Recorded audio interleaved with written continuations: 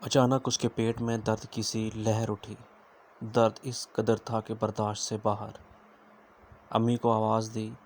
امی نے دوائی دی تو تھوڑا افاقہ ہوا۔ پھر درد کا نہ ختم ہونے والا سلسلہ تھا۔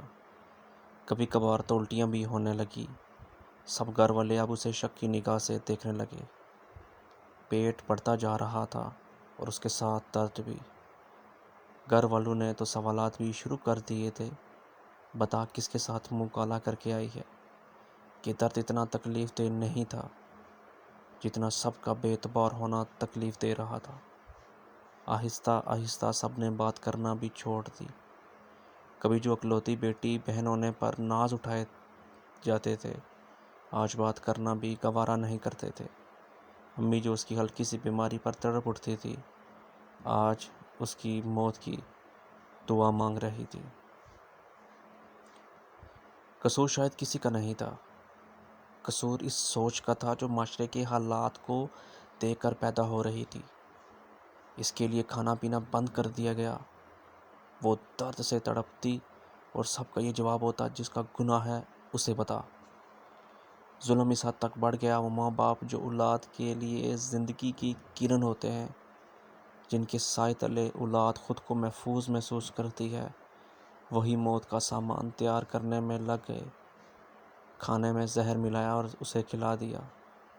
کھانا کھاتے ہی وہ تڑپنے لگی۔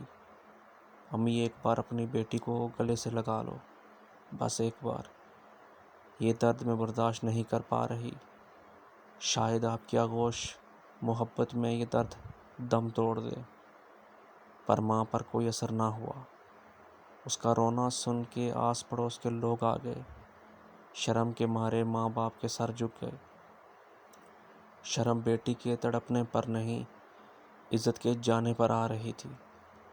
سب کے کہنے پہ وہ اسے ہاسپٹل لے گئے، بہت زیادہ کریٹیکل کنڈیشن کی وجہ سے۔ جلدی میں سارے ٹیسٹ کیے گئے۔ لڑکی کے ماں باپ کہاں ہیں؟ ڈاکٹر نے پوچھا اور کہا ذرا آپ میرے ساتھ چلیں۔ آپ لوگ دیکھنے میں پڑھے لکھے لگ رہے ہیں۔ آپ لوگ پڑھ لکھ کر اس قدر جاہل کیسے ہو سکتے ہیں؟ آپ کی بیٹی کے پیٹ میں رسولی ہے جو بہت حد تک بڑھ چکی ہے۔ اس کا علاج تو کسی نہ کسی طرح ہو جاتا، لیکن اسے زہر دیا گیا ہے۔ آپ نے اتنی لاپرواہی کیسے برتی؟ ڈاکٹر بول رہا تھا اور ان کے ہوش اڑ رہے تھے، آنسو نکل رہے تھے اور آواز ساتھ چھوڑ گئی تھی۔ یا خدا، یہ کیا گناہ کر بیٹھے؟ زہر پورے جسم میں پھیل چکا تھا۔ فوراً آپریشن کرنا ہوگا۔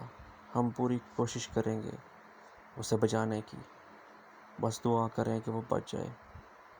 آپریشن تھیٹر لے جاتے ہوئے ماں نے اس کا چہرہ دیکھا، جو شاید کتنے مہینوں سے دیکھنا تک گوارا نہیں کر رہی تھی۔ اس کے چہرے پر زندگی کی کوئی امید نہیں تھی اور نہ ہی جینے کی تمنا تھی۔ اس کے ہاتھوں میں اپنا ہاتھ تھامے وہ اسے دیکھ رہی تھی اور کچھ کہنے کے لیے زبان ساتھ نہیں دے رہی تھی۔ آپریشن شروع ہونے سے چند لمحے پہلے ہی وہ زندگی کی بازی ہار گئی تھی۔